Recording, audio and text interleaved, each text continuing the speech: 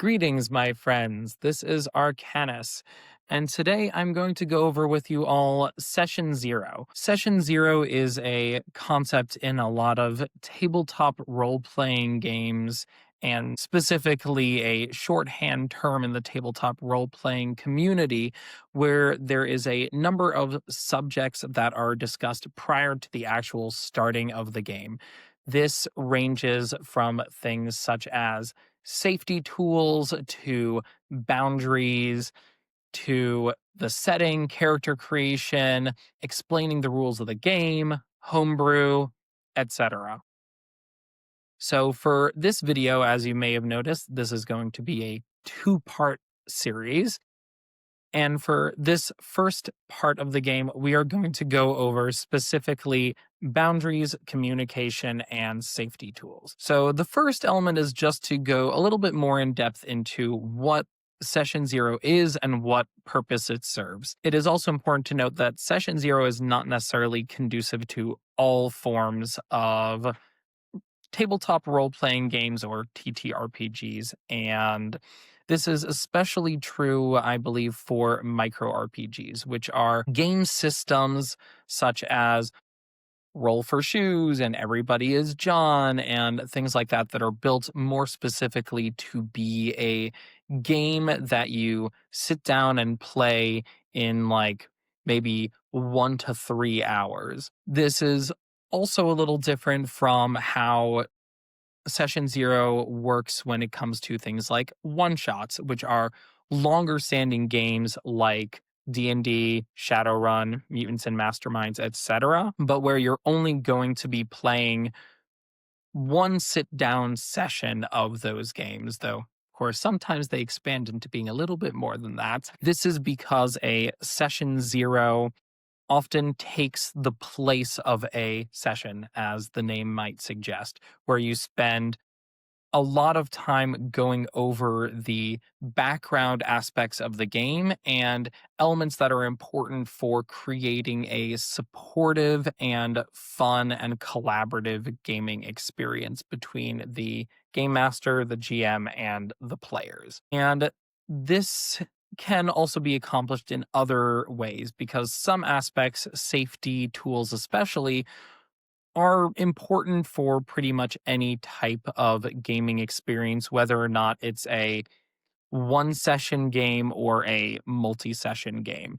And then those can be accomplished in other ways in order to accommodate the more limited time frame of micro RPGs and one shots. So the first thing to go over is just how setting boundaries is really incorporated into the game, and also looking at what the player's different playing experiences are and what they want to get out of a playing experience. This comes in the direction of just having open conversations with your players about what are things that they really struggle with in terms of, maybe things that could be a phobia or a trigger, and being able to establish those boundaries for your group, and also looking at the different kinds of playing experiences that they would want to have, such as maybe a more combat focused game or a more role playing or investigation focused game. Because some of these elements, if you get partway through a game and a player says, actually, I'm less interested in combat, or I'm not having fun doing all of this role playing, it might be a bit of a jarring transition for the game master to try and accommodate those requests once the game has already started. Whereas if the GM knows this information ahead of time, they can then create the game with that information in mind. And especially if there are players who want different things, then a compromise can be reached before the game itself actually takes place. Now, the main aspect of these boundaries themselves, which then segues into safety tools, both goes into the personal comfort of the players and of the GM themselves. So this can mean, for example, if players aren't comfortable with things like torture or with like animals getting hurt, then the GM knows this information ahead of time and can do what they can to guarantee that that won't take place. This can also come from the direction of the GM, such as if the GM isn't comfortable in narrating or having like any sexual or romantic scenes, it means that they can then communicate that to the players so that the players won't try to engage in those types of elements of role playing. This can also be accomplished in other ways, such as through a concept called lines and veils.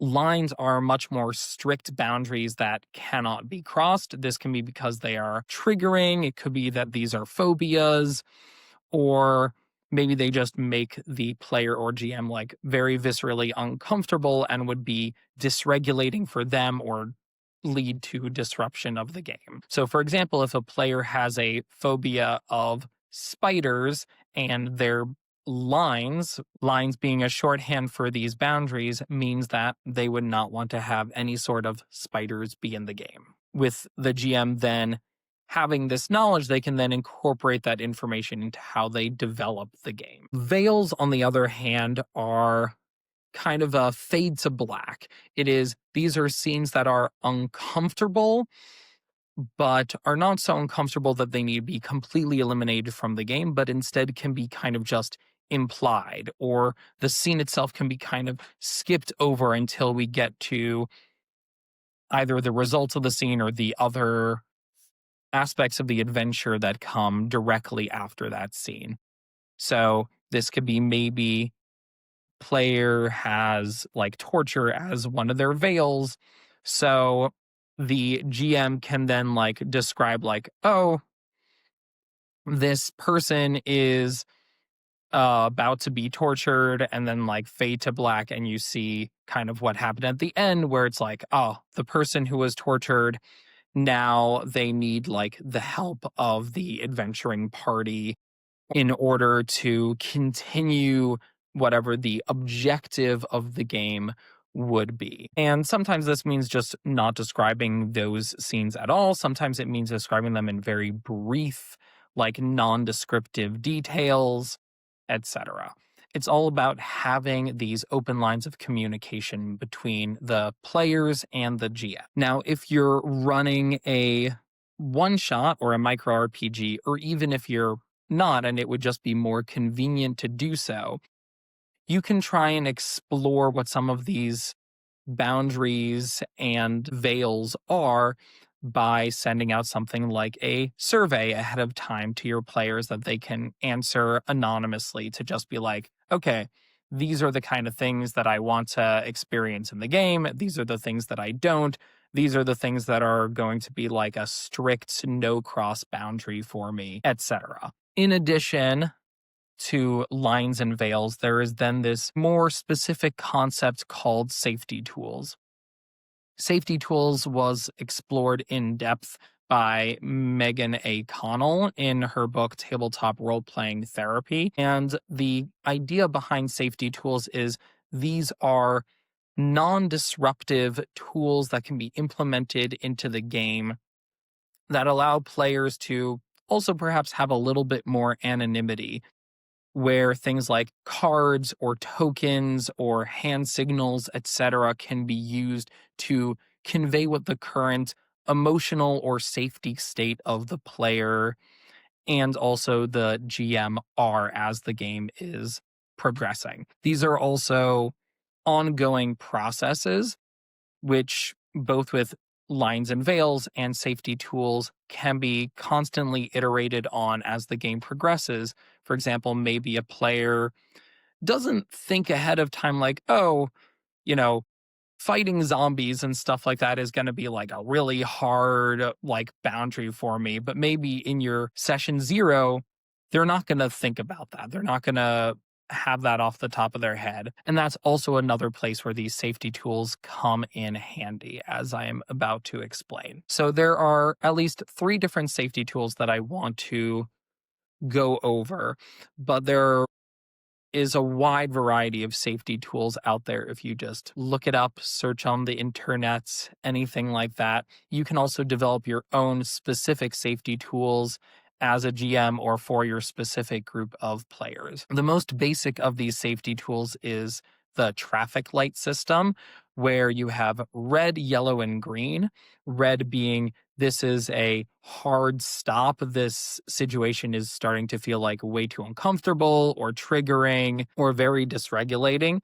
And therefore, we need to put a pause on the game, maybe even stop the session entirely in order to address this problem. After that, then is yellow, which is okay, slow down a little bit. I am currently uncomfortable or starting to feel a little uncomfortable, but I'm able to continue as long as this doesn't progress much further, or as long as we can kind of like start to skirt past this scene. Green then is go. It is everything is going all right. We can keep progressing. I'm having a good time. Then expanding on that is a much more in-depth system that I'm going to call the card system, because it's usually associated with having different symbols on a variety of different cards. The card system includes an X, which takes the same place as the red in the traffic light system, N, which takes the same place as the yellow, and O, same as green. In addition to those, it also uses the pause, which can be used to just say, like, okay, we need a temporary pause from the game, either to maybe address a situation, for a player to be able to take a break, take a breather, etc. There is then resume, which is obviously if you are paused, we can then resume the game. And there is then fast forward and rewind, where fast forward is let's skip over this scene, similarly to some aspect of Veils.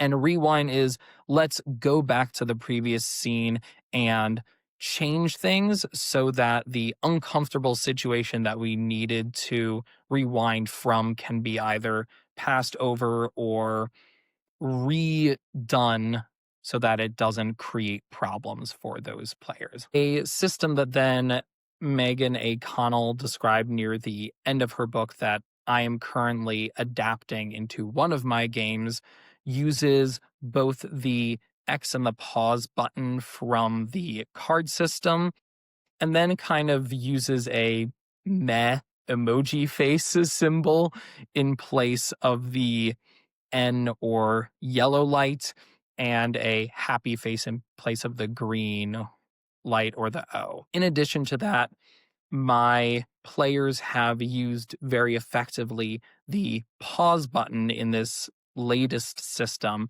to also put the game on hold temporarily in order to do something like take maybe a stimulation break or get some water, use the bathroom, etc. Or also to say like, hey, I have a question for the table that's like outside of character. I'm wondering what people think. So these tools both are used primarily for safety, but players and GMs can also use them in more iterative or creative ways, or you can even expand on these systems to allow for a more wider range of usage. The main idea, though, is just to have the safety tools established in session 0 so that players are provided with what they need to be able to advocate for their needs and are able to do so in a way that is effective and doesn't disrupt the table, or might allow them to still retain some level of personal safety through anonymity. Of course, if you're on a digital platform, some of these can also be adapted into a digital field. And it also has the benefit of you can privately message the GM, whereas outside of it, you might need to have like a private conversation, but then, you're at risk of the other players seeing that you need to go and have a private conversation with the GM. So, all that being said, the main thing to keep in mind is just setting up boundaries, knowing what players want from a gaming experience, knowing how to keep everyone safe and make sure that everyone is having a fun experience is just really fundamental and important for establishing a gaming group and establishing a game. Even outside of session zero, if you can find another way of doing it, then I would highly suggest it, because you don't want to be in a situation, even in a micro RPG or a one shot, where one player is either not having fun or is really uncomfortable, or is like, worst case scenario, having like a triggering or traumatic flashback type experience. So all in all, stay safe. Make sure that you are communicating. Make sure that you recall that this is a iterative and expanding process. What necessarily starts in session zero doesn't have to end in session zero. And I hope to see you all next time for part 2 of session zero, where we will talk about homebrew, character creation, introducing the game to new players, and developing a setting. Take care, my fellow scholars.